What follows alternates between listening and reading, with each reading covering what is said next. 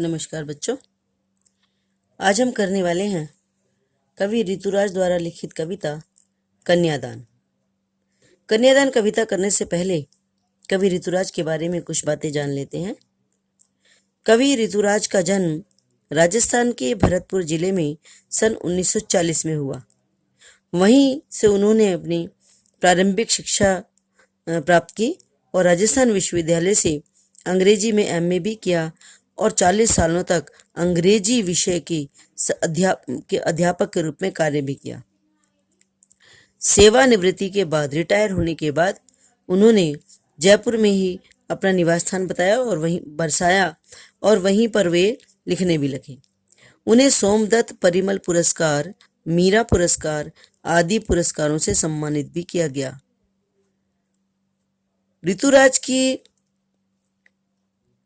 लेखनी की अगर हम बात करें तो उन्होंने जो साहित्य लिखा है, जो कविताएं लिखी हैं, वो ज्यादातर लोक जीवन और परिवेश से संबंधित है, मतलब साधारण लोगों के जीवन से संबंधित है। उसमें साधारण लोगों की चिंताओं, परेशानियों का यथार्थ चित्रण किया गया है और तो और समाज में जो महिलाओं पर, समाज के निचले वर्ग पर जो भी अन्याय, अत्याचार होता है, शोषण होता है, उन घटनाओं को उन्होंने बहुत बारीकी से अपनी कविताओं में व्यक्त किया है।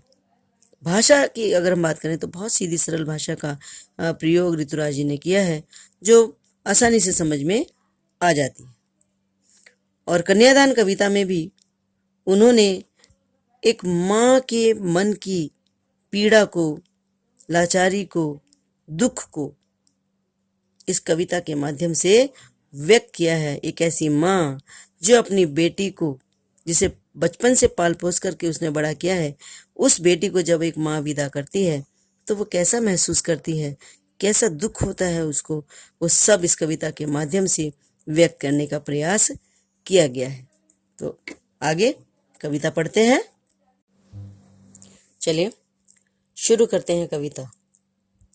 कितना प्रामाणिक था उसका दुख, लड़की को दान में देते वक्त, जैसे वही उसकी अंतिम पूंजी हो। कवि ने विवाह के समय अपनी बेटी को विदा करते हुए एक माँ के दुख का वर्णन किया है। कवि कहते हैं कि जब एक माँ अपनी बेटी को विदा करती है तो उसका दुख बड़ा ही स्वाभाविक होता है, बहुत करुणा से भरा होता है। जैसे मानो वो अपने जीवन भर की पूंजी को, अपनी अंतिम पूंजी को किसी को सौंप रही हो। अंतिम पूंजी इसलिए कहा गया है क्योंकि बेटी माँ के सुख दुख के जीवन की साथी रही है। माँ अपने जीवन के सारे सुख दुख अपनी बेटी के साथ बांटती रही है। जीवन भर वो जीने का मकसद रही है और अब बेटी को जब वो विदा कर देगी तो जैसे उसका जीवन बिल्कुल खाली हो जाएगा। इसलिए माँ को अपनी बेटी अंतिम पूंजी लग रही है। आगे कहते हैं कवि, लड़की अभी सयानी नहीं थी, अभी इतनी भोली सरल थी कि उसे सुख का आभास तो होता था लेकिन दुख बांचना नहीं आता था। कवि कहना चाहते हैं कि माँ अपनी जिस बेटी को विदा कर रही है वो लड़की अभी सयानी नहीं है, यानी समझदार नहीं है। उसमें दुनिया के छल कपट को समझने की बुद्धि नहीं है, भोली है और सरल है, बिल्कुल सीधी सादी है। कोई छल कपट, कोई ईर्ष्या द्वेष नहीं है उसमें। ना उसे ईर्ष्या द्वेष छल कपट करना आता है और ना लोगों के छल कपट को समझ पाती है। इसलिए ना तो वो सयानी है, समझदार है और खुद भी बहुत भोली भाली है। उसे सुख का आभास तो होता था लेकिन दुख बांचना नहीं आता था। मतलब लड़की इतनी भोली है कि उसे सुख के बारे में तो पता था सुख क्या है उसके बारे में पता था, क्योंकि माँ के साये में रहकर उसने सुख तो भोगे थे, लेकिन दुख बांचना, दुख पढ़ना, दुखों को समझना नहीं आता था। समझ नहीं पाती थी कि दुख कैसे होते हैं, कैसे उनको सहन किया जाता है, कैसे उन दुखों को दूर किया जाता है। इसके बारे में उसे कुछ भी समझ नहीं थी। वो बिल्कुल वैसी थी। पाठिका थी वो धुंधले प्रकाश की, कुछ तुकों और कुछ लयबद्ध पंक्तियों की। उस लड़की की स्थिति बिल्कुल कम प्रकाश में पढ़ने वाले उस बच्चे की तरह है, जो धुंधले प्रकाश में तुक और लयबद्ध पंक्तियों को यानी कविता को अटक अटक के पढ़ता है, जिसे कविता पढ़ने का ज्ञान नहीं है। वैसे ही लड़की है, माँ जिसको विदा कर रही है, उसे जीवन का ज्ञान नहीं है, उसे गृहस्थी का ज्ञान नहीं है, उसे वैवाहिक जीवन का कोई ज्ञान नहीं है। ठीक है, इसलिए माँ को अपनी बेटी बिल्कुल वैसी लग रही है जैसे एक कम रोशनी में पढ़ने वाला, एक नया नया सीखने वाला बच्चा जिस तरह पढ़ता है, माँ को भी अपनी बेटी वैसे ही अनुभवहीन लग रही है। माँ ने कहा, पानी में झांककर अपने चेहरे पर मत रीझना। अब माँ अपनी बेटी को परंपरागत राय से, सलाह से हटकर सलाह दे रही है। परंपरागत सलाह तो ये होती है, जब माँ अपनी बेटी को विदा करती है तो बेटी को ये सीख देती है कि अपने परिवार की रक्षा करना, सेवा करना, कोई काम ऐसा नहीं करना जिससे हमारा नाम खराब हो। लेकिन यहाँ माँ जो है बेटी को उसके स्वाभिमान के साथ जीवन जीने की सीख दे रही है। क्या कहती है? पानी में झांककर अपने चेहरे पर मत रीझना। पहली सीख दी कि तुम पानी में झांक करके अपनी सुंदरता को ही मत निहारते रहना, अपनी खूबसूरती पर घमंड मत करते रहना, क्योंकि जो ऐसा करता है, जो अपनी सुंदरता पर घमंड करता है, लोग उसकी इस कमजोरी का फायदा उठाते हैं और उसे चाहे अनचाहे तरीके से अपने वश में कर लेते हैं। दूसरी सीख माँ कहती है, आग रोटियां सेकने के लिए है, जलने के लिए नहीं है।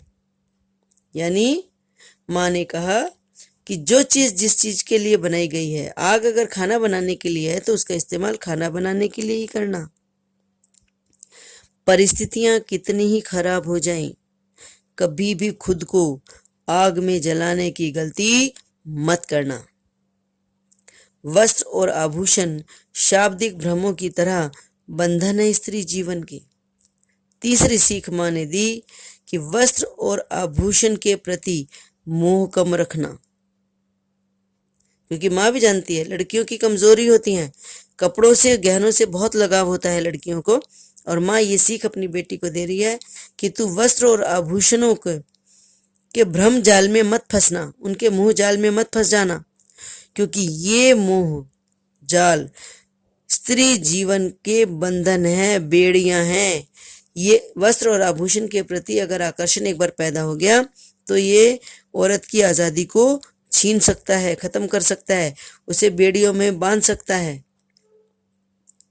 क्योंकि वस्त्र और आभूषण का जो लालच होता है वो महिलाओं से कुछ भी काम करवा सकता है। इसलिए माँ अपनी बेटी को पहले ही सचेत कर दे रही है।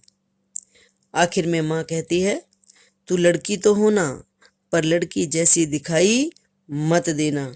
माँ का कहना है कि तुम लड़कियों जैसी कोमलता, आदर्श, संस्कार, सेवा भावना, करुणा भावना सब कुछ अपने व्यवहार में रखना, पर लड़कियों जैसी कोमलता, लड़कियों जैसी दुर्बलता, कमजोरी, लड़कियों जैसी लाचारी ये कभी किसी को दिखाई मत देना। क्योंकि जो भी लोग अगर तुम्हारी इन कमजोरियों को समझ गए, जान गए, तो फिर वो तुम्हारी इन कमजोरियों का फायदा उठाएंगे और तुम पर अन्याय और अत्याचार करेंगे। माँ अपनी बेटी को सीख शायद इसलिए भी दे रही है क्योंकि माँ नहीं चाहती कि जो कुछ समाज में उसने सहा है वो उसकी बेटी को भी सहना पड़े। वो अपनी बेटी को मुश्किलों से लड़ना सिखा रही है, भागना नहीं सिखा रही है। वो कष्टों को सहन करने की सीख तो दे रही है, पर अन्याय को बर्दाश्त करने की सीख नहीं दे रही है। और इसलिए हम कह सकते हैं कि ऋतुराज ने आधुनिक माँ की विचारधारा को इस कविता के माध्यम से व्यक्त किया है। ठीक है, इसके क्वेश्चन देख लेते हैं अभी आगे। पहला क्वेश्चन, आपके विचार से माँ ने ऐसा क्यों कहा कि लड़की होना पर लड़की जैसे दिखाई नहीं देना? ये मैंने अभी व्याख्या में भी बताया है। माँ ने ऐसा इसलिए कहा क्योंकि हमारा जो भारतीय समाज है वो पुरुष प्रधान समाज है। इसमें पुरुषों का महत्व ज़्यादा होता है, महिलाओं को बहुत गौण, बहुत हीन समझा जाता है। और माँ नहीं चाहती कि उसकी बेटी पुरुष प्रधान समाज की इस दकियानुसी बेड़ियों में बंधे। वो चाहती है कि उसकी बेटी सम्मान के साथ जीवन जिए, आदर्श के साथ जीवन जिए, अपनी खुशियों के लिए अपना गला, अपने जीवन को तबाह करने ना करे, बल्कि खुद खुशी के साथ और सम्मान के साथ जीवन जिए। इसलिए माँ ने कहा कि तू लड़की होना पर लड़की जैसी दिखाई मत देना। यानी माँ एक तरफ तो उसको कह रही है कि तू लड़कियों जैसे व्यवहार रखना, पर साथ ही ये भी सीख दे रही है कि लड़कियों जैसी कमजोरी अपने व्यवहार में मत रखना। ठीक है, आग रोटियां सेकने के लिए, जलने के लिए नहीं। इन पंक्तियों में समाज में स्त्री की स्थिति की ओर संकेत किया गया है। इस पंक्ति से ये बताने की कोशिश की गई है कि हमारे पुरुष प्रधान समाज में महिलाओं की कोई महत्व नहीं है। उन पर अत्याचार होते हैं, उनका शोषण होता है, और तो और उनको इतना परेशान कर दिया जाता है दहेज के नाम पर या किसी और वजह से। उनको इतना परेशान कर दिया जाता है कि वो खुद को आग में झोंक देती हैं, आग में जलकर आत्महत्या करने जैसा कदम उठा लेती हैं। ठीक है, दूसरे भाग में कहते हैं माँ ने बेटी को सचेत करना जरूरी क्यों समझा? यह दो मकसद हैं। एक तो माँ अपनी बेटी को उसके अधिकार और कर्तव्यों के बारे में जानकारी देना चाहती है। दूसरा जो महत्वपूर्ण कारण हो सकता है वो ये कि माँ अपनी बेटी को सम्मान के साथ जीवन जीना सिखाना चाहती है।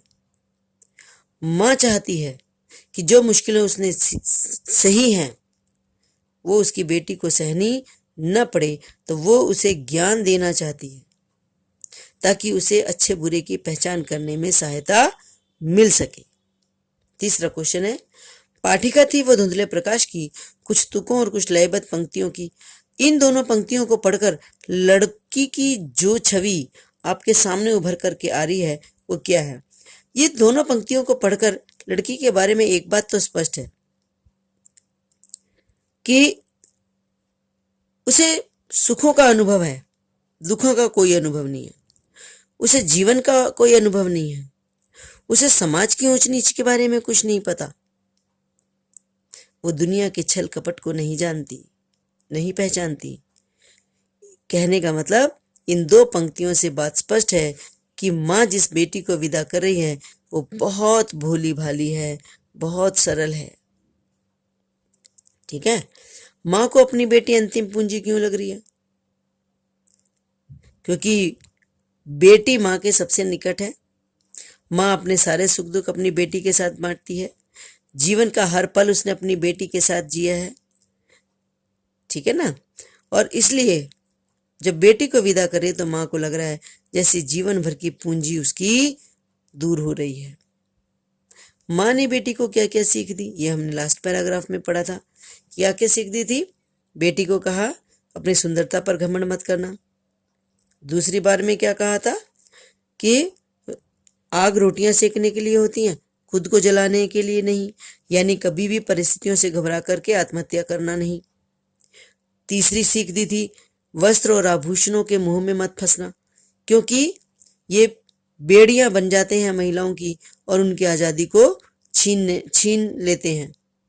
आखिरी सीख माँ ने दी थी बेटी को कि तुम लड़की जैसी तो होना, व्यवहार में लड़कियों के गुण रखना, लेकिन समाज के सामने कभी अपनी शारीरिक मानसिक दुर्बलता को प्रकट मत होने देना, अपनी लाचारी को कभी दूसरों के सामने जाहिर होने नहीं देना, क्योंकि समाज तुम्हारी इस कमजोरी का फायदा उठाकर तुम्ही पर अन्याय और अत्याचार करेगा। तो ये हुए क्वेश्चंस। ठीक है, कैसी लगी वीडियो बताना जरूर।